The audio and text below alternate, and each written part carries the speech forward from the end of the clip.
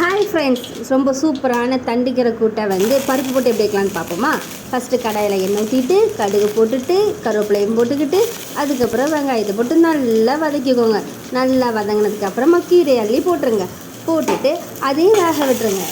வெந்ததுக்கு அப்புறமா நம்ம வேக வச்ச பருப்பு இருக்குது தெரியுமா, நம்ம அந்த பருப்பை வேக வச்சுக்கணும். சாரி, நான் சொல்ல மறந்துட்டேன். அந்த பருப்பை வேக வச்ச பருப்பை இது கூட போட்டு அதை நல்லா மிக்ஸ் பண்ணி இதுக்கு தேவையான பொருள் என்னது, தேங்காய், வத்தல், பூண்டு, இது எவ்வளோத்தையும் அரைச்சி வச்சுப்போம் தெரியுமா, அந்த மிக்ஸையும் போட்டு நல்லா மிக்ஸ் பண்ணி உப்பு போட்டு இறக்குனா